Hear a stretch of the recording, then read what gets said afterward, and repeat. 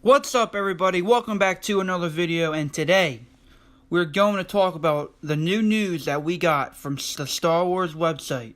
We got an alternative cover to the new Thrawn Alliance's book, which comes out July 24th. The cover has the Clone Wars Anakin Skywalker and shows us a younger version of Thrawn from the Clone Wars era. I will leave the link to the article from StarWars.com down in the description below. What they gave us was part of the novel where Anakin meets Thrawn for the first time, and part of the audiobook done by the legend Mark Thompson.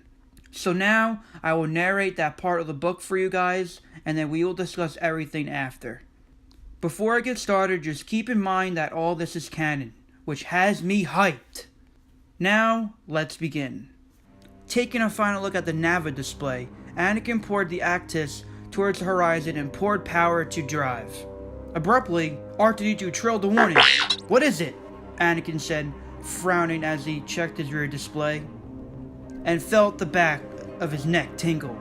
There was a ship back there, the size of a medium freighter but unknown configuration, settling into orbit right beside the hyperdrive ring. "Unknown ship, this is General Anakin Skywalker of the Galactic Republic," he called. "Identify yourself and state your purpose." Nothing.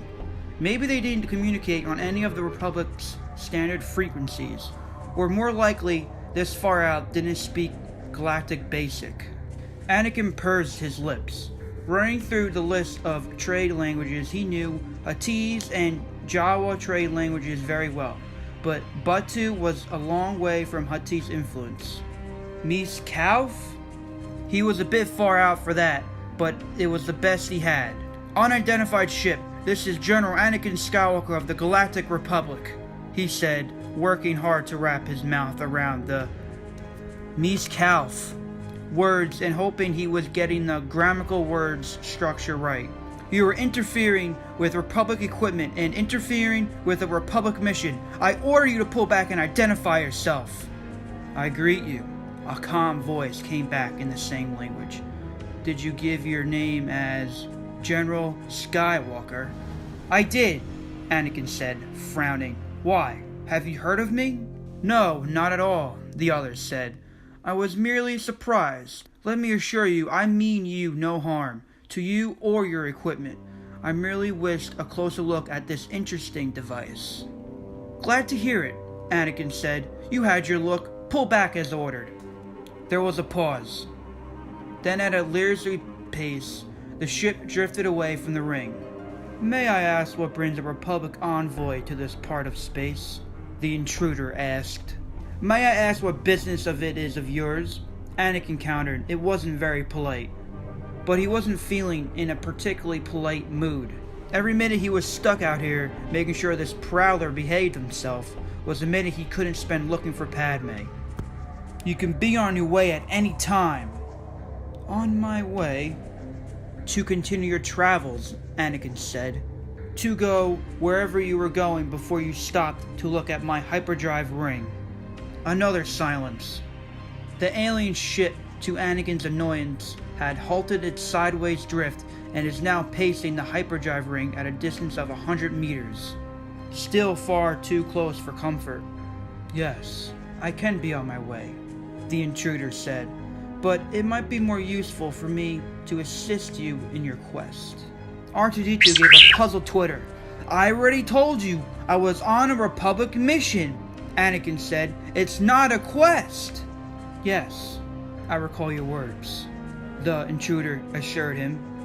"But I find it hard to believe that a Republic at war would send a lone man in a lone fighter craft on a mission. I find it more likely that you travel on a personal quest." "I'm on a mission," Anakin ground out. This was starting to be really irritating. "Directly ordered here by Supreme Chancellor Palpatine himself." Not that Palpatine even knew Anakin was here, of course, let alone sanctioning the mission. But if the stranger had heard of the Clone Wars, he'd surely heard of Palpatine, and dropping the Chancellor's name might add some weight to his side of the conversation. "And I don't have time for this." "Agreed," the other said.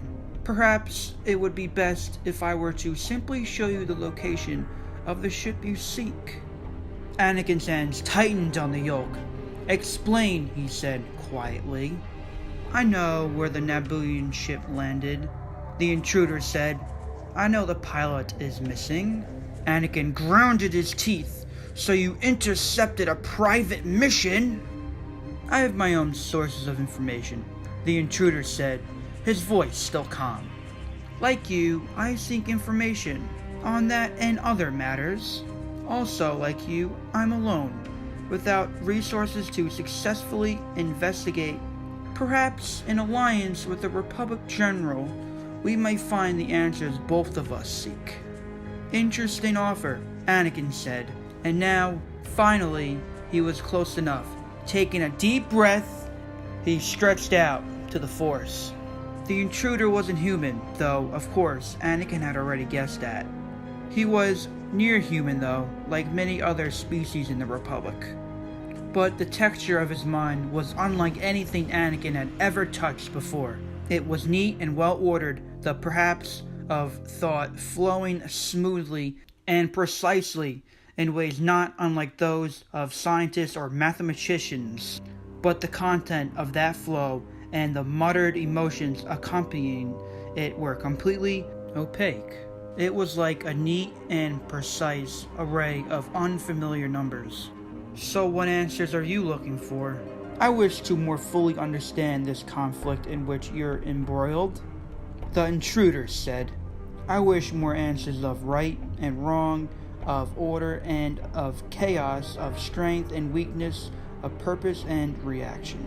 There was a slight pause, and when the voice came back, there was a new formality to it. "You asked me to identify. I am now prepared to give it. I am Commander Thrawn, officer of the expanded Defense Fleet, servant of the Chief's Ascendancy. On behalf of my people, I ask your assistance in learning of this war before it sweeps its disaster over our own worlds." "Fine," Anakin said. "Whenever you're ready." "I'll make preparations at once," Thrawn said. "One additional thought. Chiefs' names are difficult for many species to properly pronounce. I suggest you address me by my core name, Thrawn." "That's alright, Thrawn, Anakin said. Did this being go out of his way to be annoying and condescending? "I think I can handle it, Thrawn, the alien said. "That's what I said," Anakin said. Thrawn. It's pronounced Thrawn. Yes, Thrawn. Thrawn. Anakin clenched his teeth. He could hear a slight difference between his pronunciation and the alien's, but he couldn't figure out how to correct his vision. "Fine," he growled. "Thrawn." "Thank you, Thrawn, Thrawn said. "It will make things easier. My shuttle is prepared. Let us depart." So, that is what we got, and I have to say, I'm really excited to finally have Anakin back in this new novel. My biggest question is, where are they going? What is this mission that they are going on? I guess we'll have to wait and find out. If you guys want to take a guess on where they are going and what they are doing, please feel free to comment down below.